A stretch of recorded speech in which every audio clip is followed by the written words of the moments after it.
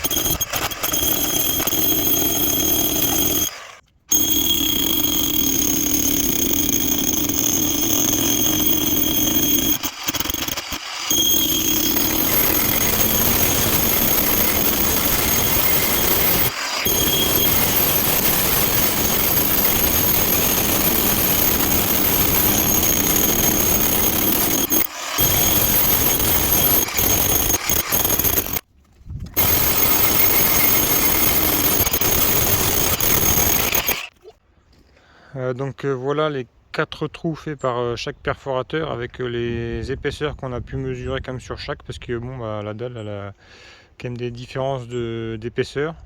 Donc on voit quand même que le perforateur filaire a été avantagé par rapport au sans fil.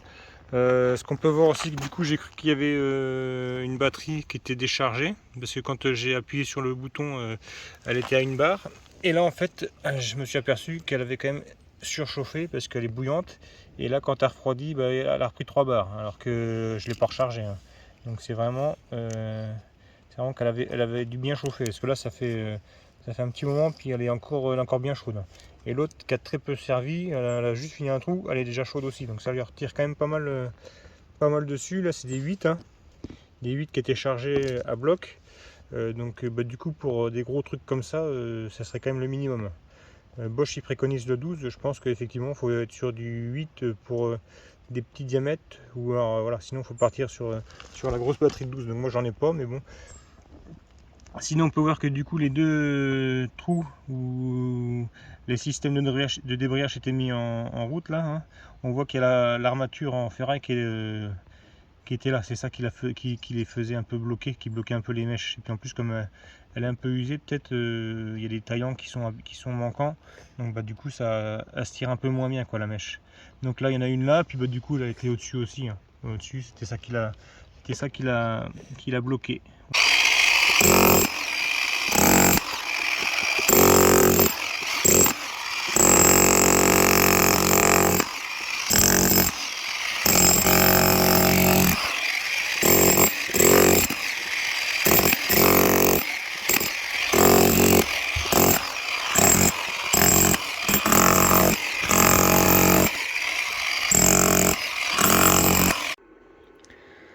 Donc voilà le test, en fait la batterie a utilisé uniquement 3 barres sur les 5. Ça a quand même bien chauffé, parce que là une demi-heure après, là le témoin de surchauffe, quand j'ai mis à charger, il s'est quand même allumé, hein. Donc là ça vient juste de se mettre à charger. Ça lui a quand même bien tiré dessus. Ensuite là on voit du coup la mèche qu'on a utilisée, donc c'est ce que je disais, hein, il manque des carbures, c'est pour ça qu'il avait un peu de... il en manque 2, hein. Ça c'est les anciens modèles, les nouveaux qu'on a ici, hein. Bosch il avait envoyé la machine avec cette mèche là, donc qui était en 20, donc bon, c'était un peu faiblard, hein, on va dire, pour tester la machine. Mais là du coup la tête est entièrement carbure, contrairement à ceux d'avant là où c'était juste, là il y avait 2 pastilles qui étaient rajoutées de part et d'autre, et puis c'est vrai que ça saute assez facilement, donc voilà.